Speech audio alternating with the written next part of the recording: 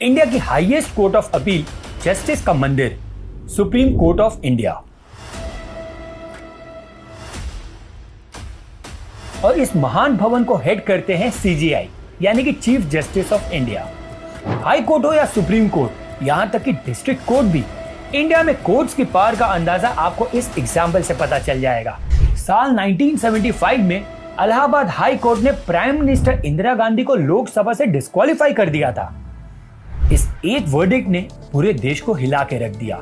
इस डिसीजन के बाद इंदिरा गांधी को तुरंत ही इमरजेंसी डिक्लेयर करनी पड़ी अपनी कुर्सी बचाने के लिए। आपको एक बात कहूँ तो एक डिस्ट्रिक्ट कोर्ट के मामूली जज का भी सरकार कुछ नहीं बिगाड़ सकती।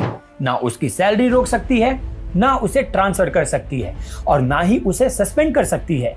लेकिन इंपॉर्टेंट ये है कि कोर्ट्स की पावर कहां तक एक्सटेंड करती है। क्या ये पीएम मोदी को भी डिस्क्वालीफाई कर सकती है?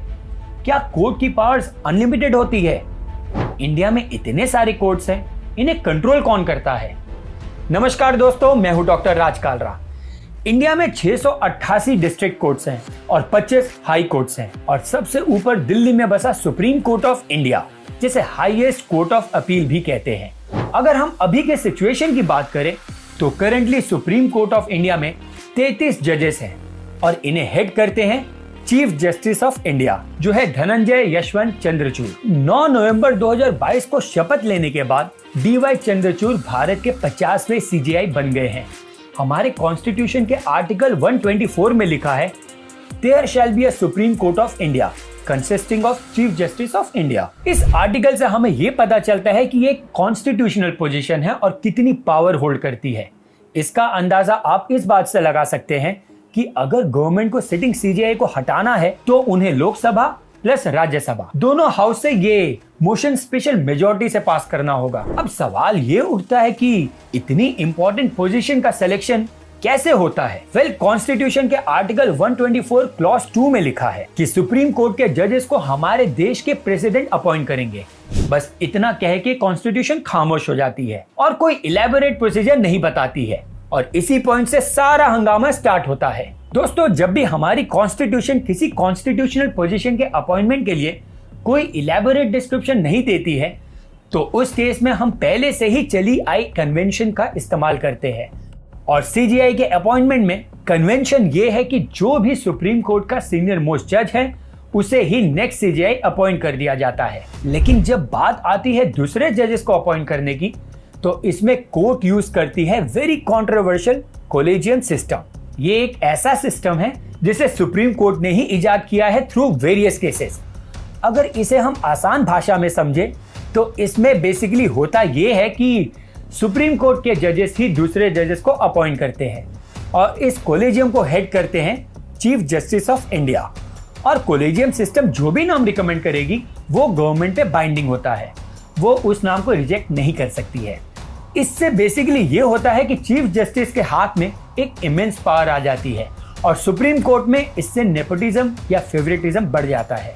इसी कोलेजियम सिस्टम को हटाने के लिए 2014 में मोदी गवर्नमेंट ने नेशनल जुडिशियल अपॉइंटमेंट कमीशन यानी कि एनजैक बनाया था, ताकि जुडिशियल अपॉइंटमेंट में ट्रांसपेरेंसी आ सके। लेकिन सुप्रीम कोर्ट ने इसे तुरंत स्ट्रक डाउन कर दिया, ये कहते हुए कि ये जुडिशरी में गवर्नमेंट का इंटरफेरेंस ठीक नहीं है। चलो ठीक है, मान लिया, लेकिन जब जुडिशरी गवर्नमेंट के वर्क में इंटरफेयर करती है, उसका क्या? जी हाँ, आपको एक एग्जांपल देता हूं। 2 मार्च 2023 को सुप्रीम कोर्ट 2 जजमेंट देती है। पहले में इलेक्शन कमीशन ऑफ इंडिया, जो कि एक इंडिपेंडेंट बॉडी है, उसके अपॉइंटमेंट के लिए रूल बनाती है, और दूसरे डिसीजंस में security and exchange board of India यानी सेबी को एक एक्सपर्ट पैनल बनाने का ऑर्डर देती है।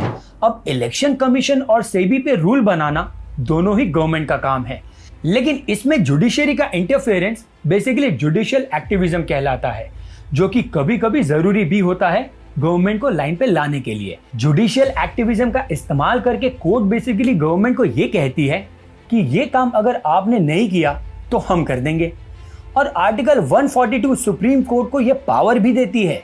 लेकिन प्रॉब्लम तब आती है जब यह जुडिशियल एक्टिविज्म जुडिशियल ओवररीच में बदल जाता है और कोर्ट गवर्नमेंट के हर काम में आ जाती है।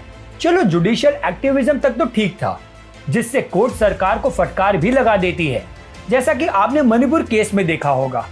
लेकिन जब ये जुडिशियल ओवररीच बन जाती है तब कोर्ट्स अपनी पावर का गलत इस्तेमाल करना स्टार्ट कर देती है। एक्चुअली में कोर्ट्स पर सरकार का बहुत कम कंट्रोल होता है और वो अपने तरीके से काम करती है। हमारे कॉन्स्टिट्यूशन के आर्टिकल 50 में इंडिपेंडेंस ऑफ जुडिशरी की बात की गई है, जिससे सरकार चाह करके भी कोर्ट के काम में इंटरफेयर नहीं कर सकती। और एक्चुअली में ये बात सरकार को बिल्कुल भी पसंद नहीं आती। चलिए, ये डिबेट तो यूं ही चलती रहेगी, गवर्नमेंट वर्सेस कोर्ट। आप किसके साथ है, गवर्नमेंट के साथ या कोर्ट के साथ?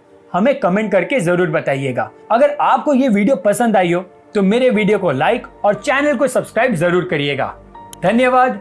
जय हिंद।